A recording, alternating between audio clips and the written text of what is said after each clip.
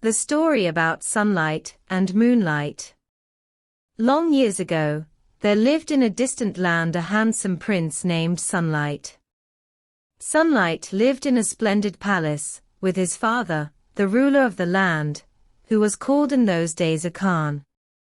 Sunlight's mother had died when he was a baby, and when he was a young boy, his father married again. So Sunlight also lived with his stepmother, the queen, along with her son, a lad named Moonlight. Sunlight's father and his stepbrother, Moonlight, loved him dearly, but his stepmother hated him with a passion. She desperately wanted her own son, Moonlight, to be the one to inherit the throne. So, while the two boys lived happily together, never suspecting evil, this wicked woman plotted and schemed to somehow be rid of Sunlight forever. At last, one day, she thought of a plan. Going to her room, she lay down, groaning and crying out as if she was sick and in frightful pain. The Khan was soon notified, and was much alarmed when he found the queen in such a bad way.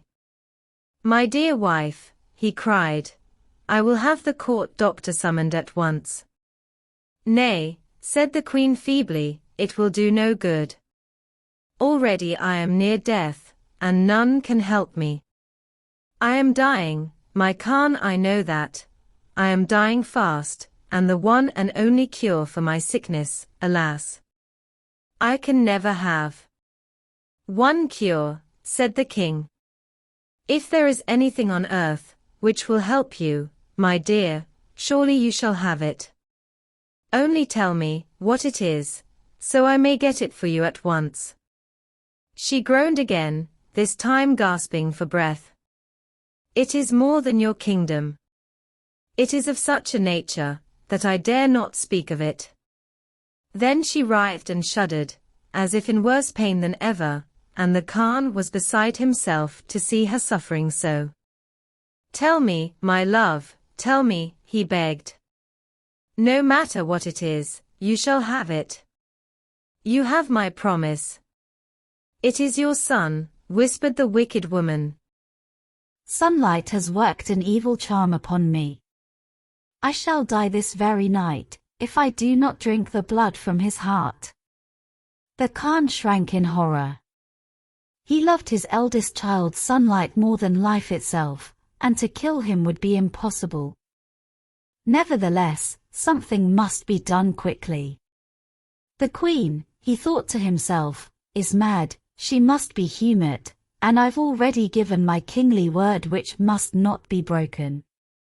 I will have a goat killed instead, and its heart given to her. When she is well again, she will be as glad as I, that I deceived her in this way. So he drew near the queen and spoke reassuringly to her. "My love, your life is more precious to me than that of many sons.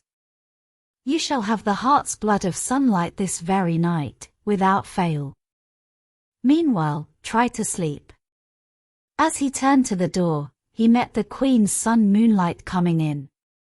One look at the lad's face told the Khan that his last terrible words had been overheard.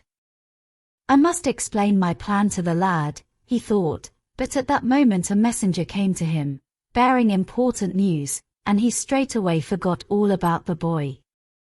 Moonlight, however, was like one struck dumb with surprise and fear. He had indeed heard part of the conversation between the Khan and his mother, the queen, for the two had been talking loudly as he approached their door. He thought, of course, that his brother was in deadly peril. As soon as he had recovered from the shock of his discovery, he ran to find Sunlight, and poured the whole story into his ears. Sunlight was more grieved to hear that his own father would be willing to kill him, than he was worried about his own life, but there was no time to weep, for he must leave the palace at once, and be far away in some safe hiding place by nightfall. "I will go with you," declared Moonlight. "Nay," said Sunlight, with a grateful smile. "I do not know what dangers I may meet." "You must not think of it. Indeed, yes, cried Moonlight. What will home be without you, my dear brother? Your life shall be my life, whatever and wherever it takes us. There was no talking him out of it, so in a very short time the two lads had slipped quietly and secretly from the palace and were out in the wide world. All that day they walked, and the next, sleeping at night wherever they could find shelter. On the third day, they came into a dry, huge desert, with no sign of human life to be seen anywhere, and nothing that could provide water or food. At last, exhausted, Moonlight stumbled and fell on the sand. "Alas, dear brother," he said, "I cannot go any farther. Bid me farewell and go on.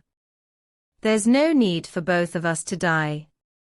Sunlight did not try to argue with his brother, but made him as comfortable as the hot desert would allow, and bade him to be of good cheer and wait for his return, for he would surely find and bring back help. Then he began looking this way and that for some sign of a spring or a waterhole in the desert. At last, his eye was caught by a bright red something on the side of a rocky cliff not far away. He quickened his step to see what it might be and found that it was a great red door set deep into the face of the rock. He rapped upon the door, and soon it was opened by a kindly-looking old man. Sunlight was so relieved to see another human being he could have kissed the old man's long, flowing beard. Quickly he told his story, and begged the old man to help Moonlight. The hermit lost no time in walking with Sunlight back to where his brother lay. Together the two of them carried Moonlight back to the hermit's cave, where the old man used all of his skill to care for the exhausted boy until he was fully recovered. So the two lads started a new life with the old hermit. Indeed, he soon declared that he could not love them any more if they had been his own sons. So the weeks and months passed, and the three of them lived happily together in their cave behind the red door in the desert. It so happened that the biggest Khan of them all, that is, the ruler over the entire country, was a wicked, ill-tempered, suspicious man. Above all else this Khan hated and feared strangers, because it had been foretold that one day he would lose his throne and crown to some lad from a strange land. And so he had made a law that any young man who entered his kingdom from another country would be seized at once by his soldiers and cast into a cave to be devoured by 3 fierce demon bears. At last, in some mysterious way, the Khan learned of 2 lads living with the hermit in his cave behind the red door in the cliff. He sent his soldiers at once to fetch them. The old man noticed the Khan's soldiers coming across the desert and at once guessed why they were there. While the men were still far off, he ran quickly to the 2 boys and urged them to hide. Sunlight climbed into a barrel of mangoes, crouching down until they covered him, and Moonlight hid in a sack of grain. When the soldiers pounded on the red door, the hermit allowed the soldiers to enter. "Boys," he said, in answer to their question, "I have no sons. I am an old man and have lived in this desert many a long year without wife or child to bear me company. You must be mistaken." The soldiers roughly pushed the hermit. "You had better not lie to the Khan's soldiers," the captain threatened. "I have told you no lie," replied the hermit, "but if you doubt my word, come in and see for yourselves." With a growl and an oath, the captain seized the hermit by his long white beard and shook him. "So you thought you would give us the trouble of searching," said he. "We'll do no such thing. I know there is a boy here, and my orders are to fetch him, so bring him out at once and hurry up with it." He raised his sword over the hermit's head, but before he could swing it down, Sunlight leaped out from his hiding place, and caught hold of the captain's arm. "Aho," said the captain to the lad. "So you are here, after all." The soldiers gathered around Sunlight, bound his hands behind his back, flung him on a horse, and, without giving him a moment to bid farewell to the grief-stricken old hermit, rode away. Not until the captain had gone far over the desert on their way to the Khan's palace did he remember that he had been told there were 2 boys living with the hermit. He stopped abruptly, wheeled his horse around and gave orders that the troop should return at once to the old man's cave. Sunlight guessed what was in the captain's mind, and his heart sank. "There will be no possible escape this time for my brother," he thought. "The soldiers will surprise Moonlight before he has time to hide." At last he groaned aloud. "Woe is me," he said. "Alas! And woe is my fate. Would that I had died with my brother before I had to be taken away." "What do you mean by that?" said the captain. "What should I mean but what I say," said Sunlight, with he groaned again. "When you came to the door of our cave we had just returned from digging the grave of my dear brother. And now, surely, the poor old man, our foster father, will die of grief, for both his sons are lost to him all in the space of one day." The captain drew rein, and the soldiers behind him halted. The heat of the desert was great, and he did not want to travel the long distance back to the cave of the Red Door for no reason. "Young man," he said sternly to Sunlight, "is it indeed true that your brother is dead, and that there is now no strange youth in the cave of the hermit?" "Have I not said it?" replied Sunlight. "Indeed, I do not know which I wish the more, that I were dead beside my brother, or that he were here beside me to share my troubles." Then he wept aloud. The captain hesitated. Then he slowly turned his horse and gruffly instructed his soldiers to proceed to the palace of the Khan. Sunlight's heart bounded with joy and relief for his brother, but he still continued to moan and groan, so the soldiers would continue to believe his story. It was a long distance to the Khan's city, and by the time Sunlight and his cruel captors had reached the palace gates, the sun was setting. Now it happened that the Khan had 2 children, both daughters, and his elder daughter was at that moment sitting on the low roof of the palace, enjoying the cool early evening air. Looking down into the street below, she saw the line of soldiers riding by, with Sunlight in their midst, his head bowed and his hands bound behind him. He looked up, and his eyes met those of the princess. The light of the setting sun rested on his black hair, his face was pale, and his eyes big and sorrowful. Never, thought the princess, had she seen so handsome a young man, and he, looking up at her as she leaned over the roof, thought she must be a vision of his imagination, so fair and lovely was she. The princess made haste to inquire who the lad might be and soon learned that he was a strange youth condemned, because of the prophecy, to be thrown to the demon bears the very next day. Then she rushed to her father, the Khan, and kneeling before him, she begged him to spare the life of this fair young stranger.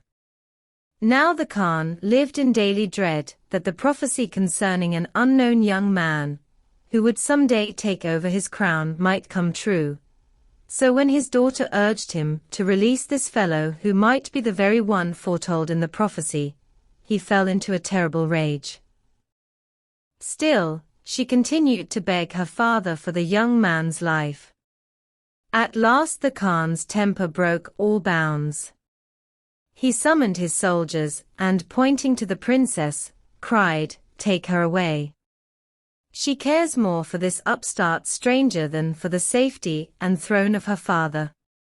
Cast her into a dungeon, too, and tomorrow choose 2 strong sacks. Tie this strange youth into one of them, my daughter into the other, then cast both of them into the cave of the demon bears. The princess, though she could have fainted from very terror, was too proud to show her fear, and too noble to weep for her life. She silently allowed the rough soldiers to bind her hands and lead her away. At sunrise the next day, everything was prepared as the Khan had ordered, and the two unfortunate young people were thrust into huge sacks, which were tied about their necks. Then they were cast into an open, rocky cave by a river, where the demon bears came daily to drink. Sunlight sighed deeply as he saw the princess beside him, her fair face and long hair showing from above the sack. "Alas," said he. "And 10 times 10 alas. That I should die is nothing, for what am I but a stranger and an outcast? But oh, the cruel pity of it, that you, loveliest princess, should perish too." "Nay, fair youth," said the Khan's elder daughter. "Do not mourn for me. I am only an unthinking girl whose life or death can mean nothing to the world, and since it is my father's will that I die in this way, willing am I to obey him. But that you should meet such a cruel fate, and only because you are a stranger. Indeed, that seems more than my sad heart can bear." While these two noble young creatures were grieving for the hard lot of the other one, forgetting their own troubles, the 3 demon bears drew near and overheard their talk, and the heart of the chief of them was softened at their words. He turned to his companions. "The unselfishness of these 2 young mortals moves me to pity. If there is such bravery in the hearts of humans, I am minded never to eat human flesh again." The other 2, also being touched by the beauty and nobleness of their captives, readily agreed with the chief, and they resolved to begin at once to be the friends and not the fearful enemies of humans. As they entered the cave, they saw that Sunlight and the princess grew white with terror at the sight of them, so the chief called out, "Be not afraid. The heart of a demon bear is not always as cruel as men say. We have come, not to devour you but to set you free. A lad and lass who, in such a dire strait, think only of each other, deserve to live long in peace. By my magic power I declare your bonds broken. Go, and from henceforth think of the demon bears as no longer enemies but friends." Once freed, the princess went back to her father, who was overcome with sorrow and regret now that his anger had cooled, and Sunlight hastened back to the cave in the desert to relieve the minds of the good old hermit and Moonlight, his faithful brother. Not long after, as perhaps you supposed, there was a great royal wedding, a double one in fact, for not only did Sunlight marry the lovely elder princess, but Moonlight found an equally beautiful bride in her younger sister. The prophecy which the Khan had dreaded for so long came true, but in a very different way than he had expected. It turns out that he did indeed lose his throne and crown to a strange lad, but he gave them up of his own free will to Sunlight, because he had grown to love his son-in-law so dearly, and because he was old and weary and had no greater wish in life than to see his elder daughter and her husband ruling over the kingdom. So they all lived happily ever after. And oh yes, they soon paid a visit to Sunlight's father, and found him grown old and grey, sorrowing for his 2 dear lost sons. The wicked queen had meanwhile died, just because she was too wicked to live. Sunlight's new father-in-law was happy to offer Sunlight's father a position of great importance at his palace. So the father was reunited with the 2 young men, and everybody lived happily ever after. Love, Betrayal, and Forgiveness. A Journey to Rebuild a Family. Once upon a time, there was a mother of 2 children, named Sarah. She was married to a man named John, who loved her dearly. They had been married for 10 years and had 2 beautiful children, a boy and a girl. However, things were not going well in their marriage lately. John had noticed that Sarah was not showing any interest in him or their children. She seemed distant and lost in her own world. John tried to talk to her about it, but she always brushed him off and said she was just tired from taking care of the kids. One day, while Sarah was taking her children to the park, she met a strange man. He was tall, dark, and handsome with piercing blue eyes. He introduced himself as Alex and said he came to the park often for visits. Sarah found herself drawn to Alex's charm and charisma. They started talking more and more every time they met at the park. Soon, Sarah found herself looking forward to their meetings.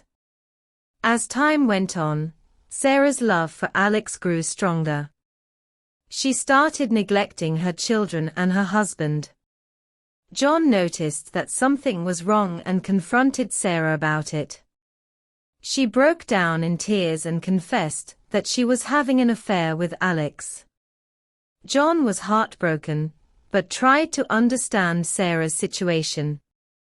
He knew that she was going through a tough time and needed someone to talk to. However, he couldn't accept the fact that she was cheating on him. Sarah was torn between her love for Alex and her family. She knew that she had to make a decision soon. One day, while she was at the park with Alex, she saw her children playing nearby. She realized how much she had been neglecting them and how much they needed her.